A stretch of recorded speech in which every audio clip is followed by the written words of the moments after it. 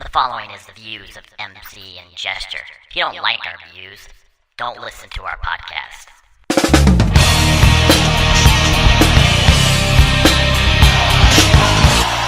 Welcome to Me Podcast, You Listen with Jester and MC. This episode, they discuss the WWE and wrestling news and rumors going around the world.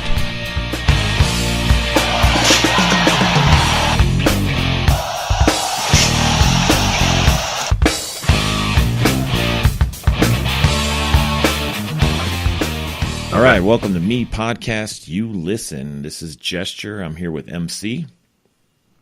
Hello, Jester. Yeah, we got a big podcast coming up. Going to talk all things WWE this week, and as it regards to Roman Reigns' leukemia announcement, the turn of Dean Ambrose on his Shield partner Seth Rollins, the Evolution pay-per-view, and a hot topic of what's going on, the Crown Jewel event, and what the controversy is there. So we're excited to talk about this stuff for all you great fans out there this week. Other thing we to learn about is that MC, since he committed, I'm a comedian.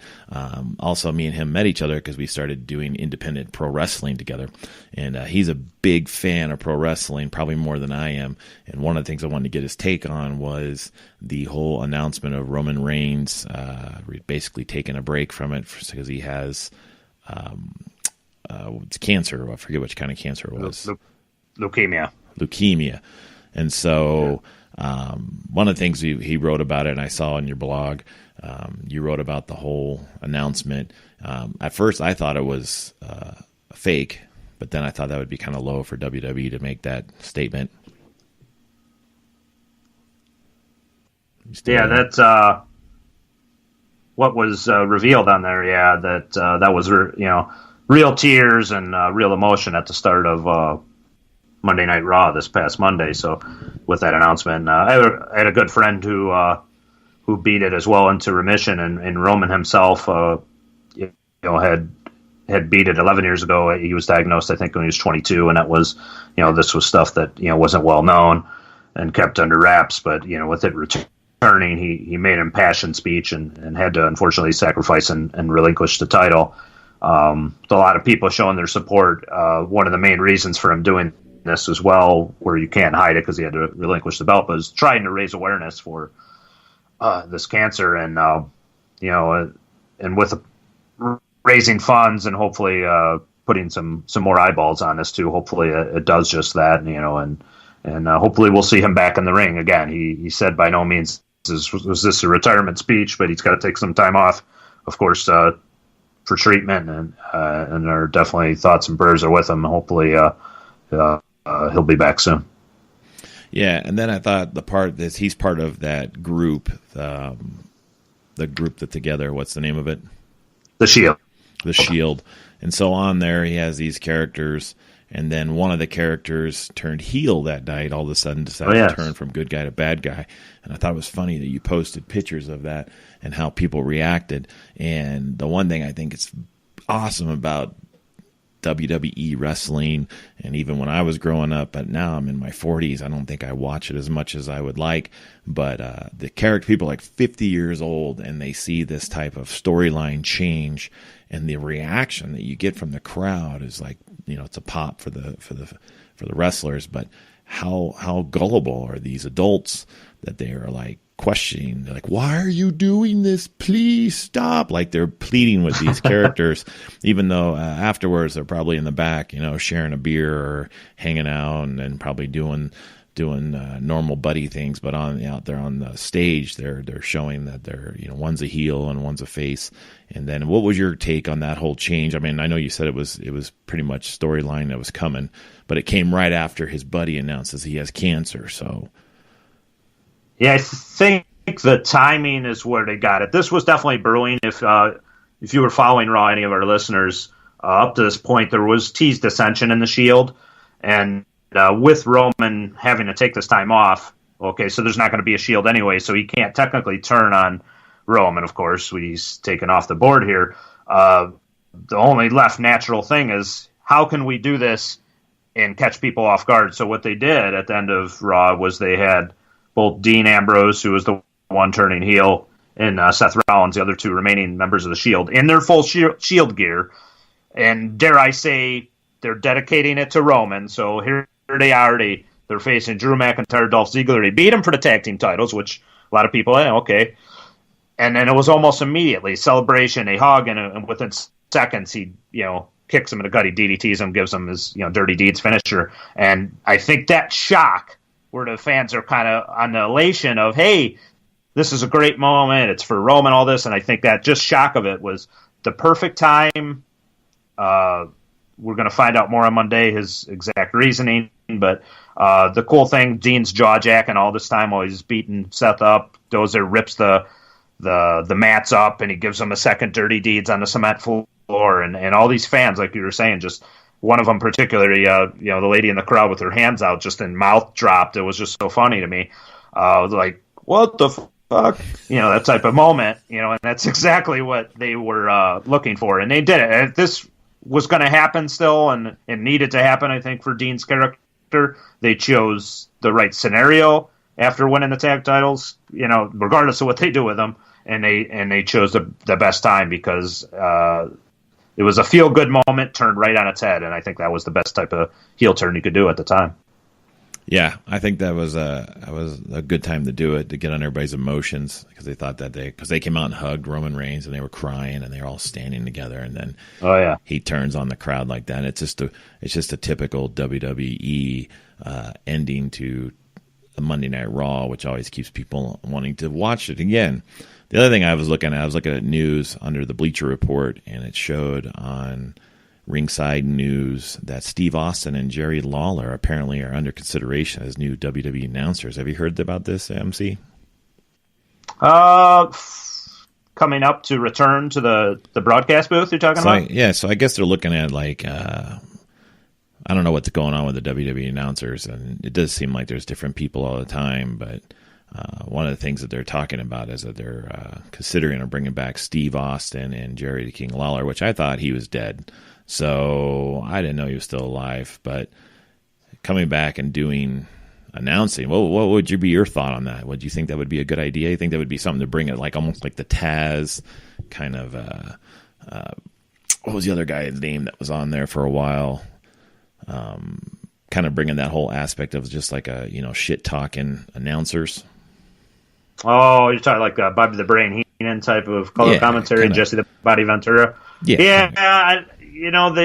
They've tried to do that with Corey Graves. He's the tattooed guy, and that's in the booth who's got the edge to him, and he's always picking on the other announcers. When he gets a chance, he can't do that as much, I think, on the Raw broadcast because he's actually good friends with Renee Young, who's the first female broadcaster consistently in WWE. So I think I don't think you're going to see as much of the jab as much, and being that's really his friend, where the other ones like a Booker T or Byron Saxon, which are the other announcers, he kind of just trades barbs with. I don't know. I mean, King. I think the knock maybe at King is that maybe it's an older, his time is kind of came with. He was best with JR, Jim Ross, and I know they moved on heavily from Jim Ross, even though he's still, in my opinion, one of the best of all time.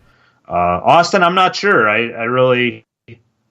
Again, I'm not sure if the current type of PG product is going to be fit well with the type of character Steve Austin brings, especially if he, I don't know if even Steve himself wants to be relegated to a broadcast role. I think he's had his movie roles. He does his both of them have their own podcasts. I think they, there's so many wrestling podcasts out there, it's hard to keep track. But I'm not sure. I think that Austin certainly would be my more interesting choice out of the two, but I'm not. I'd be surprised if Steve would be willing to go back on the road every week and do commentary.